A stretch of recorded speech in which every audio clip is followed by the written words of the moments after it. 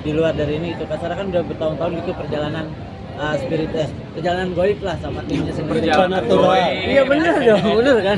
Perjalanan goib gitu kan sama timnya sendiri. Mungkin yang nggak tertangkap kamera ada hal apa aja sih yang pernah dialamin gitu sama Kak Sarah dan tim? Banyak. Yang mungkin paling parah gitu.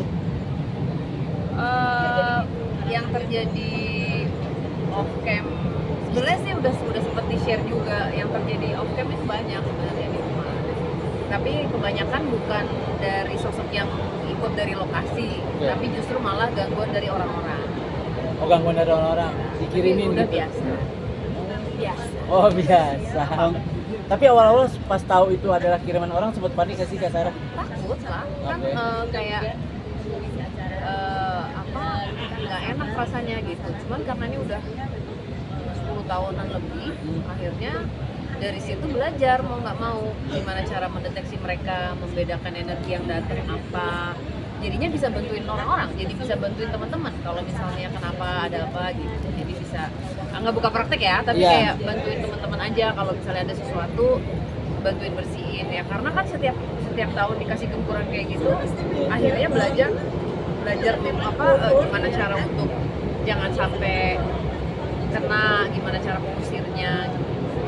Kamu sampai belajar seperti itu Kak Sarah berapa lama mungkin untuk belajarnya itu sendiri? Ya selama dikirimin itu sampai hari ini ya masih terus belajar, karena kan pasti yang datang ntar ada lagi, yang datang nanti lebih kuat lagi, itu pusing, capek. Tapi ya kemanapun kita pergi pasti kalau misalnya udah memilih jalan ini, misalnya pun nanti suatu hari aku udah nggak bikin konten YouTube lagi, itu kan pasti akan berjalan terus setiap hari sampai nanti aku mati.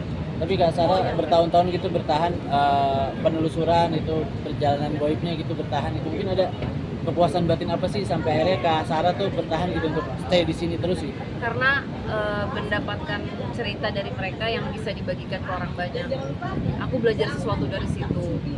Harapannya banyak orang yang bisa mendapatkan hal yang sama, dan ternyata terbukti banyak yang suka ngirim DM apa segala kayak curahan hatinya gitu. Terima kasih ya Kak, setelah nonton episode ini mengubah hidup saya gitu. Jadi hal-hal kecil kayak gitu tuh buat aku yang bikin semangat. Akhirnya oh ya udah deh, emang sekuatnya kalau misalnya memang masih diizinkan ya aku akan berbagi cerita terus. Saya kan Kak Sarah udah sampai keliling dunia ya, mencari sebuah hal yang mungkin pengen dicari tahu gitu sama Kak Sarah dalam sebuah fenomena atau cerita urban legend gitu. Tapi sampai detik ini yang masih penasaran sama Kak Sarah gitu, yang pengen ditelusurin. Yang pengen aku tahu. Ya, sebenarnya tentang urban legend apa sih Kak? Aku nggak pengen tahu apa gitu, tapi kayak kadang-kadang suka pasrah aja, kayak tidak merencanakan sesuatu, tapi kok tiba-tiba datang ke suatu tempat yang memang seharusnya kita harus ke sana gitu. Pasti akan ada hal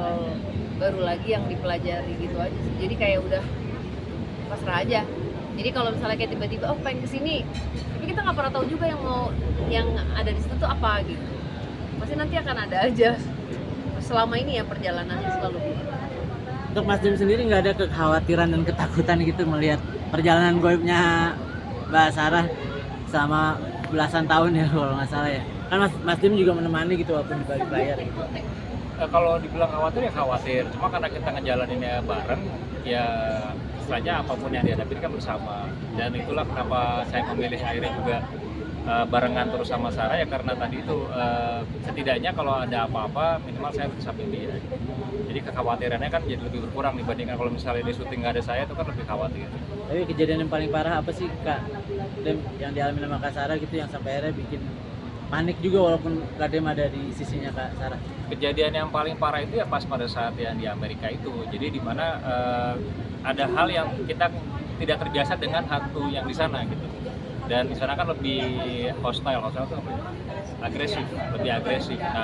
Nah itu yang akhirnya sampai Sarah tuh kayak dicekek, terus lehernya kayak uratnya keluar semua. Nah itu yang sempat yang paniknya di situ, karena kan nggak tahu nih mau ngapain maksudnya hantunya ini, dan mereka cara berkomunikasinya beda dengan kita yang di lokal. Itu sih yang paling buat saya yang paling Oke, mana.